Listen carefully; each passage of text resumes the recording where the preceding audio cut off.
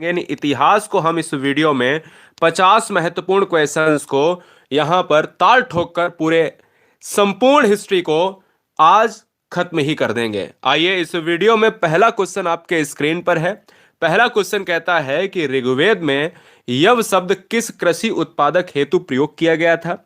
देखिएगा, ऋग्वेद में यव यव किसे कहा गया, तो यव कहा गया बेटा जौ को कहा गया। संस्कृत में जौ को यव कहा जाता है, या जौ का जो पौधा होता है जिसको कहा जाता है वैरली कहा जाता है। ये आपको याद रखना है। इस क्वेश्चन का आंसर ऑप्शन नंबर ए लॉक हो जाएगा। Question number next, Sher Shah Suri का मकबरा कहां पर अवस्थित है।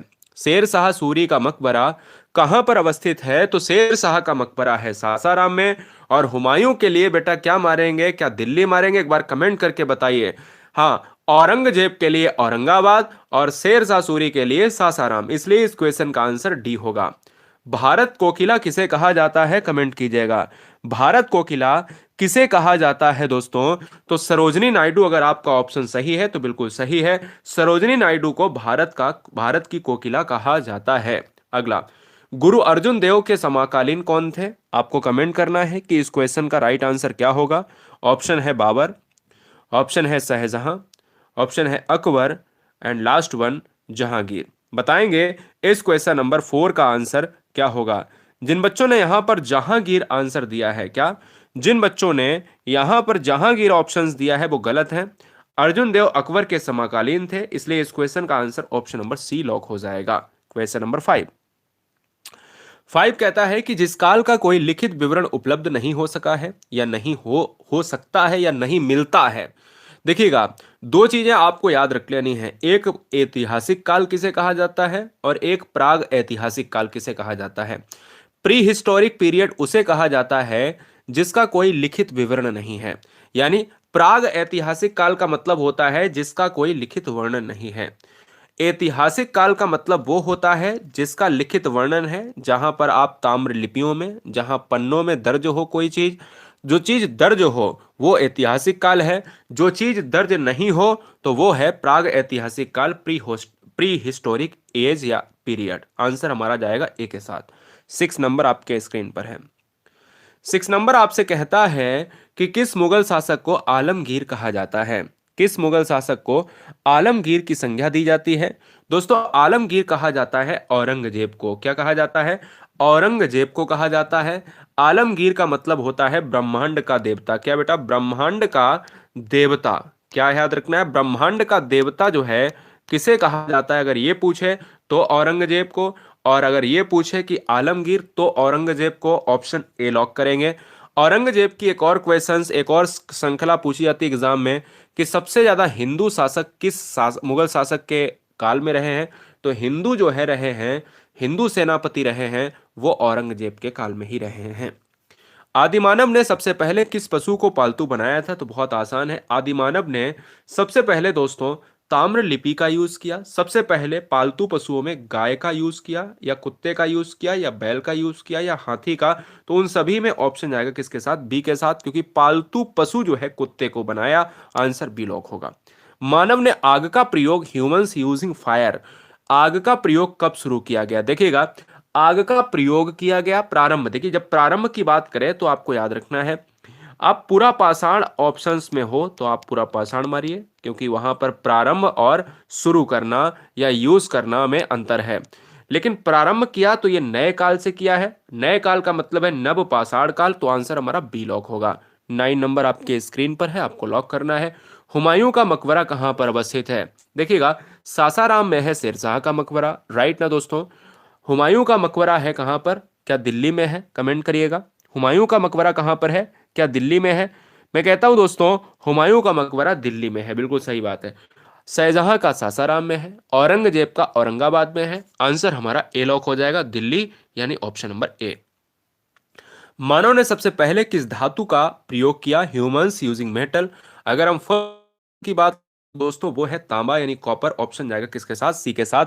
तांबे का यूज सबसे पहले किया, और सबसे पहला जो पशु बनाया है पालतू, वो बनाया है कुत्ता बनाया है। अगला, सिंधु सभ्यता में विशाल अन्नागार कहां से प्राप्त हुआ है। सिंधु सभ्यता में मोहनजोदड़ो का पार्ट आपको याद रखना है, मोहनजोदाड़ो। मोहनजोदाड़ो आपको पता होना चाहिए कि इसकी खोज किसने करी, बताइए। इसकी खोज करी है रखालदास बनर्जी ने। हड़प्पा की खोज किसने करी है? हड़प्पा की खोज किसने करी है? दयाराम साहनी ने। एक क्वेश्चन और बनता है, क्या बनता है? मोहनजोदड़ो जो है किस नदी के किनारे अवस्थित है? हाँ, मोहनजोदड़ो किस नदी के किनारे अवस्थित है? तो मोहनजोदड़ो है सिंधु नदी के किनारे अवस्थित है। क्या याद रखना है? सिंधु नदी के किनारे अवस्थित है। और हड़प्पा किस नदी के किनारे अवस्थित है? यह क्वेश्चन आपसे पूछ लिया जाए, मैं दोनों चीजें बता देता हूं। हड़प्पा जो है रावी नदी के किनारे अवस्थित है, और मोहनजोदड़ो आपका कहां पर है? सिंधु नदी के किनारे अवस्थित है। इसलिए इस क्वेश्चन का जो आंसर जाएगा वो ऑप्शन नंबर बी लॉक होगा। भारत में बीवी का मकबरा कहां पर अवस्थित है? अच्छा, बीवी का मकबरा किसने बनाया था? हाँ, बीवी का मकबरा जो है किसने बनाया? तो बीवी का मकबरा जो है शाहजहां ने अपनी बेगम मुमताज के लिए आगरा में ताजमहल बनवाया था, जिसे देखा देखी में औरंगजेब के बेटे और शाहजहां के पोते, ध्यान दीजिएगा, आजम शाह ने ताजमहल, बिल्कुल ताजमहल के तर्ज पर, ताजमहल ही एक तरीके का मानिए जो बीवी का मकबरा ही है दोस्तों। तो बीवी का मकबरा जो है बनवाया है आजम शाह ने बनवाया है, और ये 1651 में बनवाया है, और इसको बनवाया है औरंगाबाद में बनवाया है। इसलिए डी ऑप्शन कहा जाएगा। मिनी ताजमहल कहा जाता है, यानी बिल्कुल ताजमहल की कॉपी। अगला क्वेश्चन है 13 नंबर। शाहजहां ने निम्नलिखित में किस शहर में मोती मस्जिद का निर्माण करवाया था? अब शाहजहां की अगर बात करें तो मोती मस्जिद, देखिए मोती मस्जिद भारत में 3 से 4 हैं। मोती मस्जिद जो शाहजहां ने बनवाई है, तो यही क्वेश्चन हिस्ट्री में आपका ट्रेंड होता है। शाहजहां ने निम्नलिखित में किस शहर में मोती मस्जिद का निर्माण कराया? तो वो कराया है आगरा में कराया है। आगरा ऑप्शन नंबर ए के साथ। शाहजहां ने अधिकतर निर्माण आगरा और दिल्ली में कराए हुए हैं। अगला क्वेश्चन है 14 नंबर। वेदों की ओर लौटो, ये किसने कहा? वेदों की ओर लौटो जो है ये किसने कहा? तो ये कथन है आर्य समाजी, और आर्य समाज का जो संस्थापक रहे हैं वो रहे हैं स्वामी दयानंद सरस्वती। क्वेश्चन में पूछा भी जा सकता है कि आर्य समाज, क्या आर्य समाज के संस्थापक कौन रहे हैं? वो रहे हैं आपके दयानंद सरस्वती रहे हैं। और वेदों की ओर लौटो ये किसने कहा है? दयानंद सरस्वती ने कहा है। दिल्ली के लाल किले का निर्माण किसने कराया? बहुत ही आसान प्रश्न है। दिल्ली के लाल किले का निर्माण कराया है शाहजहां ने कराया है, इसलिए इस क्वेश्चन का आंसर बी जाएगा। अगले क्वेश्चन की तरफ बढ़ेंगे। 16 नंबर। भारत में मूर्ति पूजा का आरंभ माना जाता है, आपको लॉक करना है। देखिए मूर्ति पूजा भारत में बहुत पूर्व प्राचीन काल से होती रही है। उसमें भी अगर हम काल देखते हैं तो एग्जैक्ट काल के लिए हमें गुप्त काल की तरफ यहां पर लॉक करना पड़ेगा। तो गुप्त काल से भारत में मूर्ति पूजा का आरंभ माना जाता है, जो आज भी चला आ रहा है और हमेशा के लिए चलता रहेगा। इस क्वेश्चन का आंसर डी लॉक हो जाएगा। 17 नंबर देखिए, ऋग्वैदिक आर्य किसकी पूजा करते थे? ऋग्वैदिक आर्य किसकी पूजा करते थे दोस्तों? अगर हम ऑप्शन नंबर ए की बात करें प्रकृति की करते थे, बी की बात करें गाय की करते थे, सी की बात करें वृक्ष की, एंड लास्ट वन डी की बात करें तो माता की। अब देखिएगा यहां पर क्या है। अच्छा चलो ठीक है, ये कोई बच्चा गाय बता रहा, गलत है। देखिएगा ऋग्वैदिक आर्य किसकी पूजा करते थे? तो जो प्रकृति के देवी देवता थे, यहां पर सबसे पहली प्रायोरिटी यहां पर देवी देवताओं के लिए जाएगा। आर्य जो थे वो देवी देवताओं की पूजा करते थे। बैल इनका प्रमुख था। गाय की पूजा इन्होंने बाद में शुरू करी। इसलिए प्रकृति के जो देवी देवता हैं इनकी पूजा सबसे पहले आर्य लोगों ने करी। आर्य कहां से आए? मध्य एशिया क्षेत्र से आए या उत्तर भारत से आए? अगले क्वेश्चन पर आएंगे। अगले क्वेश्चन पर हमारे स्क्रीन पर ये रहा, देखिएगा। क्वेश्चन आपसे कहता है वंदे मातरम गीत किसने लिखा था? बहुत आसान है, रविन्द्रनाथ टैगोर ने जनगण मन लिखा है। रविन्द्रनाथ टैगोर ने जनगण मन लिखा है, और बंकिम चंद्र चटर्जी ने यह लिखा है वंदे मातरम। वंदे मातरम आंसर हमारा सी हो जाएगा, सी को हम लॉक करेंगे। स्वतंत्र भारत का अंतिम गवर्नर जनरल कौन था? दोस्तों अंतिम गवर्नर जनरल आपको बताना है सी राजगोपालाचारी, बी है राजेंद्र प्रसाद, सी है लॉर्ड माउंटबेटन, और यहाँ पर डी भी हम लॉर्ड माउंटबेटन को काट देंगे, कोई बात नहीं, 1 2 3 में ही बताना है। सी राजगोपालाचारी हम ऑप्शन नंबर ए को लॉक कर देंगे। क्लियर है? जहांगीर के दरबार में पक्षियों का सबसे बड़ा चित्रकार कौन था? दोस्तों हम आपको बता देते हैं कि जहांगीर के दरबार में क्या है, जहांगीर के दरबार में सबसे बड़ा पक्षियों का चित्रकार कौन था? तो वो था मंसूर। क्वेश्चन में ऐसे भी पूछा जा चुका है कि मंसूर निम्नलिखित में क्या था? मंसूर मुगल शासन में क्या था? चित्रकार था, है ना, चित्रकार था, या स्थापत्य कला का जादूगर था, कुछ भी आप कहीं ना कहीं कह सकते हो। तो वहां पर चित्रकार मंसूर तो बहुत प्रसिद्ध है, क्लियर है? तो इसलिए इस क्वेश्चन का जो राइट आंसर है वो ऑप्शन नंबर ए लॉक हो जाएगा। थैंक यू, बहुत बढ़िया। किस बादशाह के अंतर्गत मुगल सेना में सर्वाधिक हिंदू सेनापति थे? मैंने आपको कहा कि औरंगजेब इस क्वेश्चन का आंसर हो जाएगा। औरंगजेब को कहा जाता था, आलमगीर कहा जाता था। आलमगीर यानी ब्रह्मांड का देवता। आलमगीर किसे कहा जाता है? आलमगीर कहा जाता है औरंगजेब को कहा जाता है। और इसी की सेना में सबसे ज्यादा हिंदू सेनापति थे। गायत्री मंत्र किस पुस्तक में मिलता है? गायत्री मंत्र बेटा मिलता है आपके ऋग्वेद में। ऋग्वेद का मतलब है कि ऋग्वेद एक ऐसा वेद जिसको प्राचीन वेद की संज्ञा दी जाती है। प्राचीन वेद ऋग्वेद को कहा जाता है। गायत्री मंत्र का उल्लेख यहीं पर मिलता है। वेदों की अगर मैं बात करूं तो वेदों की जो संख्या है वो दोस्तों कहा जाता है 4 है। 3 वेद पहले माने गए थे, बाद में एक अथर्व वेद को जोड़ दिया गया है। अगला क्वेश्चन है 23 नंबर। हम जल्दी आ जाएंगे, क्या कहा है, कोई दिक्कत नहीं है, हम जल्द ही आ जाएंगे। हम अपने आप को लुप्त नहीं रखते हैं, टेंशन ना लो। Question number next.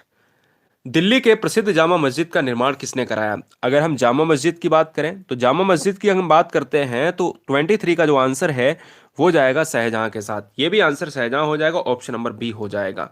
बी को लॉक करेंगे। मोती मस्जिद की बात कर लें, दिल्ली में प्रसिद्ध जामा मस्जिद की बात कर लें, इवन हम ताजमहल से लेकर बहुत सारी चीजें हम देखें तो हमने कहा कि एक स्थापत्य कला का एक बड़ा बेहतरीन एग्जाम्पल आपके सामने देखने को मिलेगा। आर्यों का मूल निवास स्थान कहाँ था? आर्यों ने सबसे पहले किसको पूजा? मैंने कहा प्रकृति के देवी देवताओं को पूजा। आर्यों का मूल निवास क्या था? आर्यों का मूल निवास था एशिया माइनर, यानी मध्य एशिया को हम देखेंगे तो इसलिए इस क्वेश्चन का आंसर बी जाएगा। गायत्री मंत्र संबंधित था। अब क्वेश्चन को थोड़ा सा बदल दिया। अब वहां पर क्वेश्चन बड़ा था, यहां पर बिल्कुल एग्जैक्ट रूप में पूछ लिया गायत्री मंत्र। तो गायत्री मंत्र ऋग्वेद में है तो ऋग्वेद में ही रहेगा। क्वेश्चंस इधर उधर करके पूछ ले तो क्या आंसर बदल जाएगा? नहीं बदल जाएगा। और भारत में देखा जाए तो भारतीय परंपरा, हिंदू परंपरा में 4 वेद हैं। 1 2 3 4 है ना, ये 4 वेद हैं। 4 वेदों में आपको पता होना चाहिए कि प्राचीन वेद इसे कहा जाता है। गद्य और पद्य का वेद क्या है? गद्य और पद्य का वेद इसे कहा जाता है।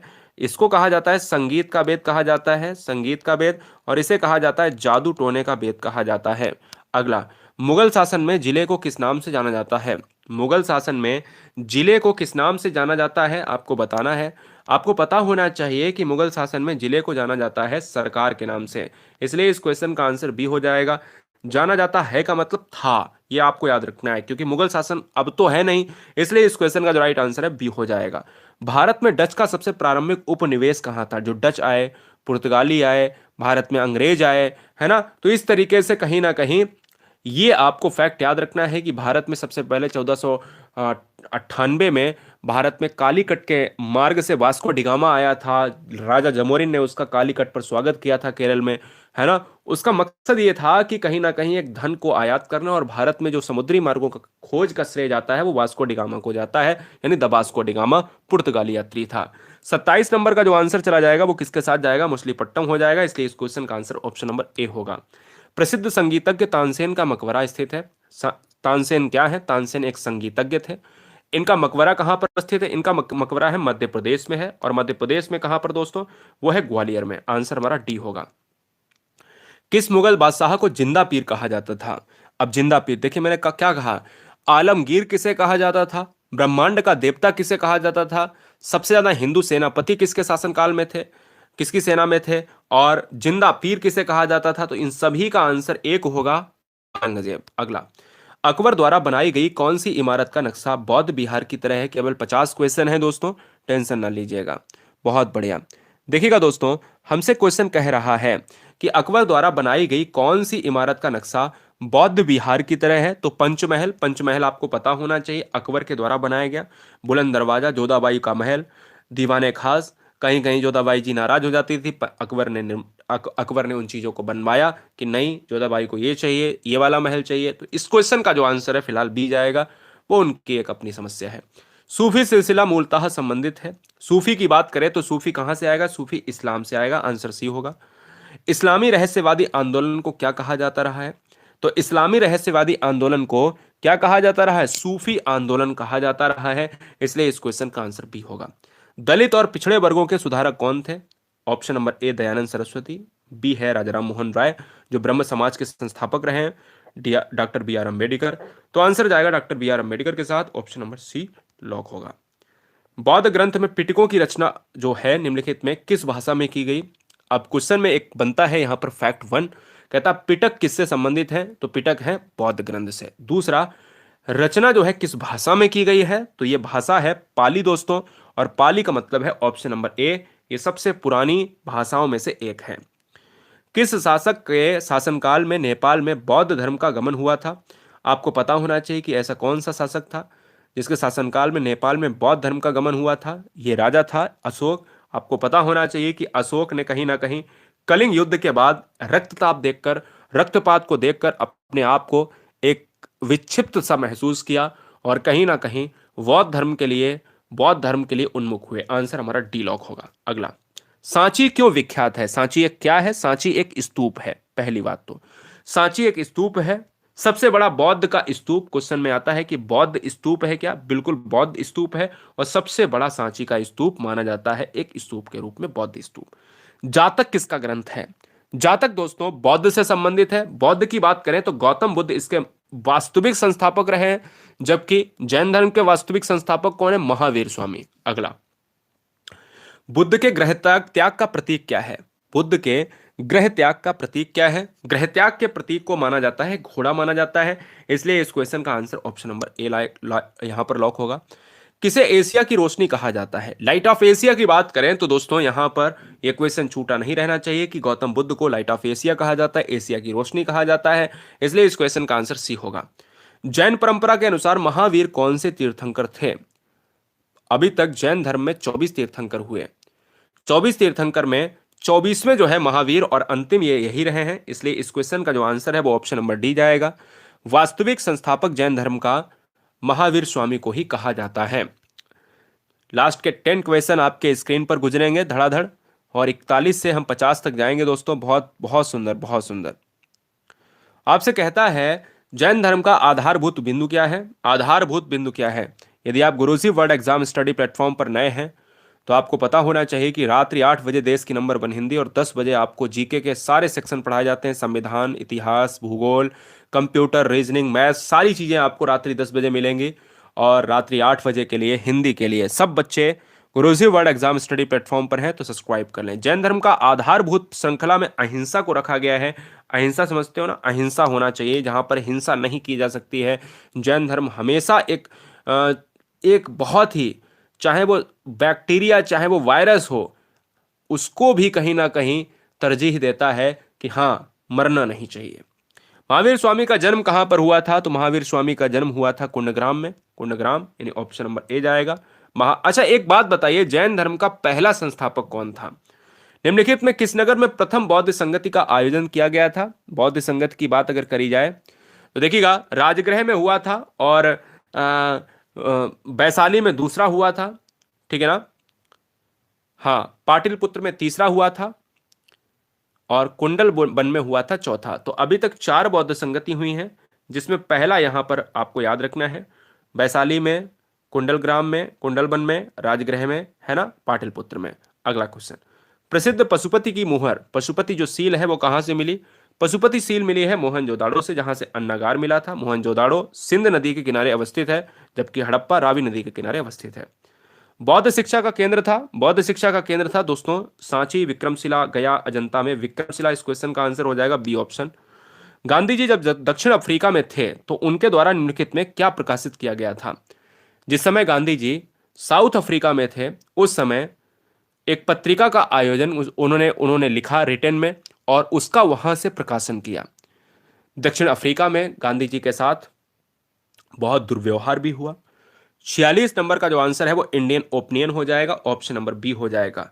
नवजीवन किसने लिखा है? एमजी ने, महात्मा गांधी ने। इंडियन ओपिनियन किसने लिखा है? एमजी ने, महात्मा गांधी ने। और यंग इंडिया किसने लिखा है? एमजी ने, महात्मा गांधी ने। अगला, हरिजन पत्रिका भी एमजी ने लिखा है, महात्मा गांधी ने। महात्मा गांधी को सबसे पहले राष्ट्रपिता के नाम से किसने पुकारा? सुभाष चंद्र बोस इस क्वेश्चन का आंसर होगा। सुभाष चंद्र बोस ने राष्ट्रपिता के नाम से सबसे पहले पुकारा था। सरदार वल्लभ भाई पटेल को कहा जाता है देशी रियासतों को विलय करने में एक बड़ा योगदान माना जाता है। जवाहरलाल नेहरू ने उद्देश्य प्रस्ताव 13 दिसंबर 1946 को संविधान सभा में प्रेषित किया था। सिराज गोपालाचारी अंतिम गवर्नर जनरल बने।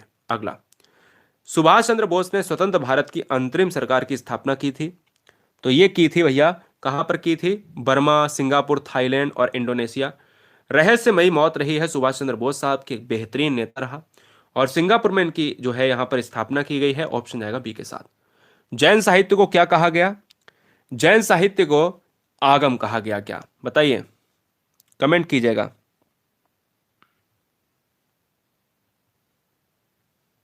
ठीक है,